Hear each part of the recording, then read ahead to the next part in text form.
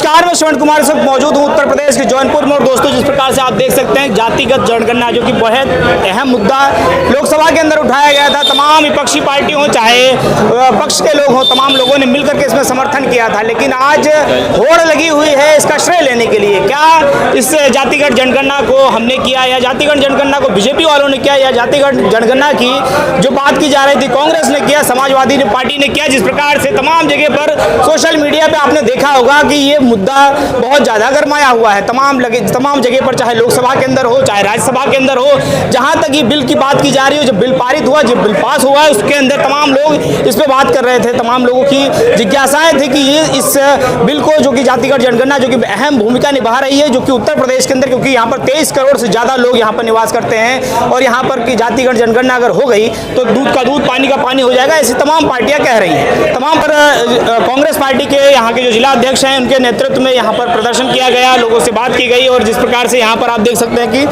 Poster के तहत यहाँ पर धन्यवाद किया जा रहा है राहुल गांधी का। तो आप कैसे धन्यवाद कर रहे हैं राहुल गांधी? पहले स्वागत है आपका। मैं धन्यवाद प्रेषित करता हूँ अपने जननायक विपक्षी नेता राहुल गांधी जी को। उन्होंने अथक प्रयास के कारण ऐसा संभव हो सका। कन्याकुमारी से लेकर कश्मीर तक उन्होंने जो पदयात्रा किया, हर जगह हर चौकी चौराहे पर उन्होंने इस चीज़ को कहा, जाति जनगणना कराना अति आवश्यक है और मैं इसे करा करके ही रहूँगा।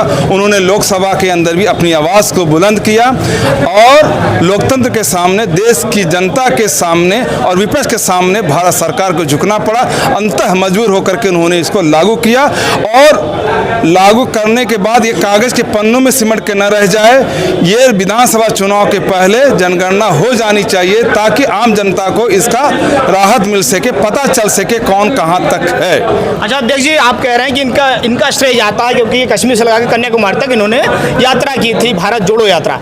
और वहीं पर अगर हम देखें तो भारत के अंदर तमाम जो नेता हैं जिस प्रकार से बातें कर रहे हैं, तमाम लोगों का विपक्ष का जो पक्ष के लोग हैं, इनका सरकार चल रही है, उनका कहना है कि अगर ये जब सरकार के अंदर थे, जो कि 40-45 वर्षों तक सरकार चली, उस समय क्यों नहीं करवा दिया जातिगत जनगणना? ये समय की मांग है, उस समय उसकी जरूरत नहीं था। आज समय की मांग है, जनता जागरूक हो चुका है। हर धर्म के लोग, हर जात के लोग अपनी हक जानना चाहते हैं कि भारत सरकार के द्वारा संविधान में मेरा अधिकार क्या है। इसकी आवाज़ को बुलंद करने के लिए हमारे जननायक ने ये पदयात्रा किया और लोकसभा के अंदर उन्हें अपनी आवाज़ को बुलंद किया। वहीं पर समाजवादी पार्टी के जो मुखिया हैं अखिलेश यादव जी के लिए तमाम उनके जो पार्टी के लोग कह रहे हैं कि उनकी वजह से हो गया। क्या लगता है आपको कि तमाम लोग हैं, जो विपक्ष है, इस मुद्दे को अपनी तरफ भुनाना चाहता है? ये सारी बातें जो लोग ये जो भी कह रहे हैं सबको कहने दीजिए। जनता सब कुछ जानता है कि कौन सड़क से लेकर संसद तक आंदोलन किसने किया, कौन लाठियां खाया, ये आम जनता जानता है। इसको बहुत बताने की जरूरत नहीं है। पर मैं ये जानता हूं कि हमारे विपक्ष नेता, हमारे जननायक राहुल जी के द्वारा संसद के अकेला ही एक ऐसा व्यक्ति है जो संसद के अंदर जातिगत जनगणना के लिए अपनी आवाज़ को बुलंद किया, जिससे घबराए बीजेपी के लोग, सरकार के लोगों ने इसको लागू किया।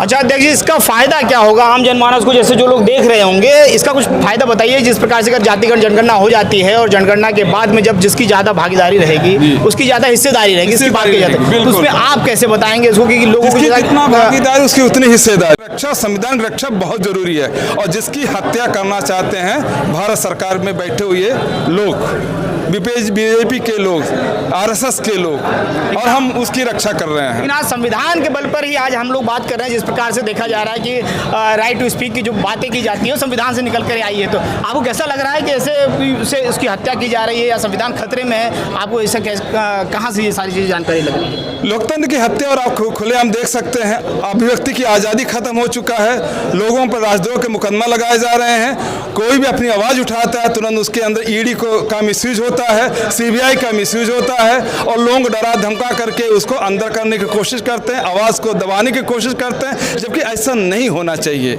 संविधान की रक्षा के लिए विपक्ष का होना बहुत ज़रूरी है और अभिव्यक्ति की आज़ादी हमारे लोकतंत्र में बहुत ज़रूरी है और संविधान की रक्षा के लिए ज़रूरी है। देश का हर व्यक्ति स्वतंत्रता महसूस करते हैं और आज़ाद देश का हर व्यक्ति नागरिक है, उनको अपनी बातों को रखने का पूरा अधिकार है, जिससे भारत सरकार कुचलना चाहते हैं। आज बांग्लादेश की आप बात कर रहे हैं, वहीं पर पहलगाम का इतना बड़ा हादसा हो गया और हादसे के बाद में उस हादसे में जनता के साथ हमारे कांग्रेस पार्टी भारत सरकार के साथ जो भी उनका निर्णय होगा हम उनके साथ हैं। ये संवेदनशील मुद्दा है, जो भी है हम सारे विपक्ष के पार्टी के लोग भारत सरकार के साथ जो भी वो निर्णय लेगा हम उनके साथ हैं।